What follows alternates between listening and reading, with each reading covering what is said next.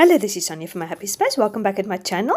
We're going to do lesson 3 of our Hebrew studies. Now, what we're going to do is we're going to look at Hebrews 1 verse 4. And unfortunately, the DVD which was supposed to be for week 3 was not available. So we listened to week's 4 DVD. But it's on the same theme. What we're looking at is, as I said, the first 4 verses of Hebrews 1 to 4, and it's all the attributes of Christ. And the title of this 2 lessons is called the indescribable Christ, rather. And I'm just quickly going to read you the passage. Art-wise, I'm just making 7 points because I want to put down 7 points of Christ. The first is he is the heir of all things, through which whom the world is made. He's the radiance of his glory. He's the exact representation of his nature, of God's nature. He uphold all things by the word of the power. And he had made purification of our sin, and he sat down at the right hand of the majesty on high. So that's the 7 points. And as you can see, I've made the 7 numbers, and I'm just using these beautiful flowers. It's Brianna Showalter printable from Illustrated 5. I'll link it down below if you're interested in it. I've just made it much smaller. The flowers is quite massive and big, but I wanted to make it small so it can fit next to the numbers, so I can just write down these 7 points. So I've used some clear sticker alphabets, which I'm going to write down the indescribable. This is also from Illustrated 5. It is part of the wholehearted devotion kits, which the alpha set was available for that. So I'm just using that, and then after I put on that, I'm just going to use some black small little alpha tiles, which I'm going to put next to it, the inscribable Christ. So here I've done it now. I've put it on my T-square ruler just to give an indication of how long it's going to be, if it's going to fit on the page. In hindsight, I probably should have put the title on first, and then started with my numbers. So I feel it is a bit squash there at the top, but yeah, I managed to sort it out, and it looks okay.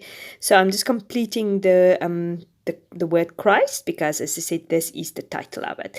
And as I said, we're going to look at these 7 things. Next week, we can actually go back to the first and the second point, and we're going to dissect that. But because it's a little bit of backwards now, because we're looking in depth at the point 3, 4, 5, and 6 in depth. So I'm going to write a little bit more about that.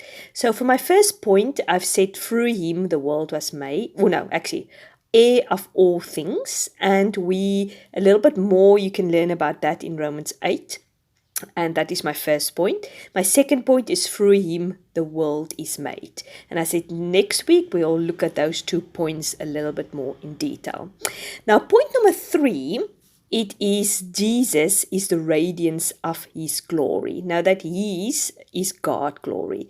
So Jesus is the glory of God. So God came in flesh and he came to the world, and Jesus is the radiance of God. Now, radiance have 2 meanings. It means to give out light, or give light, and to shine outwards. It's almost like a torch, which you have. The torch gives light, and it shines outwards.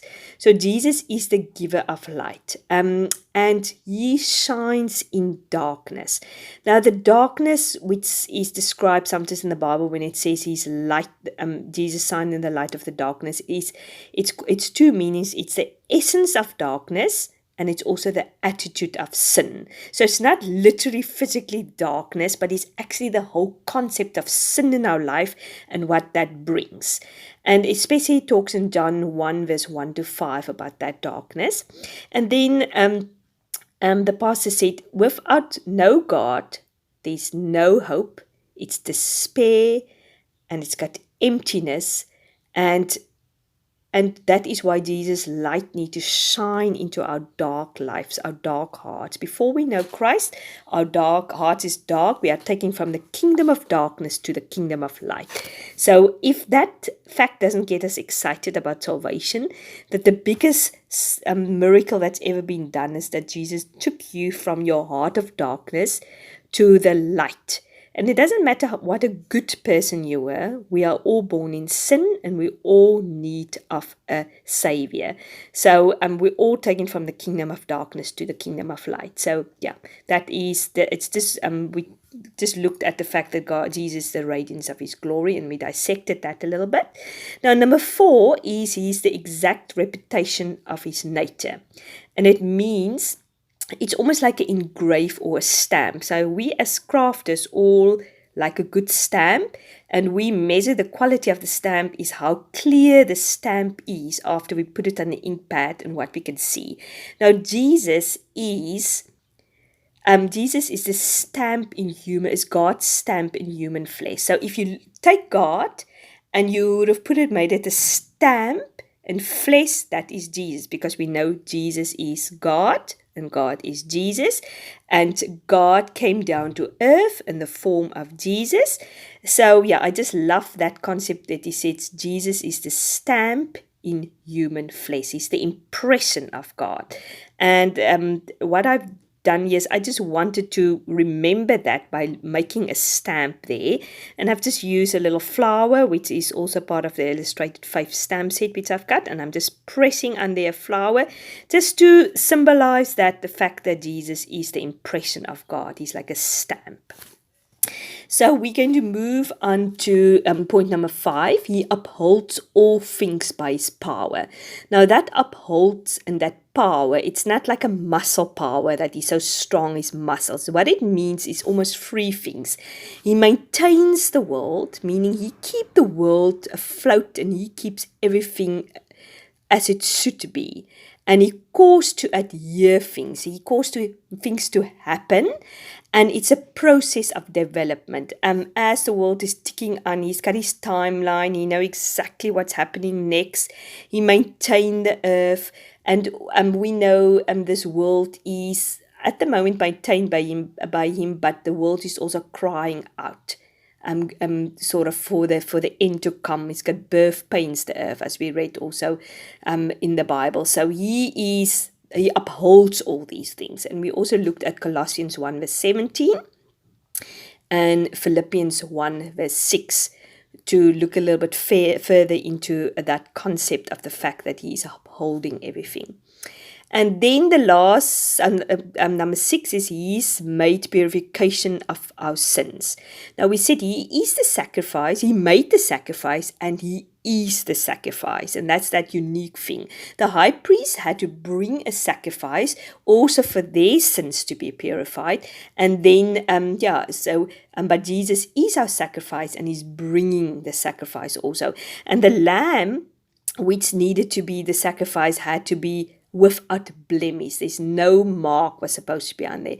And Jesus, that's why it was so important for Jesus to came down as man to bring that sacrifice, that unblemished sacrifice, a man without sin, which is Jesus for us. And then number 7, we said he sat down at the right hand of God, and the high priest's job was never done. He always worked. He never could sit down. There was no chair in the holiest places, but Jesus sits down. He has his place next to God on the right hand. And we also, the pastor said, Jesus have the highest seat in heaven, but he had no place to lay down his head.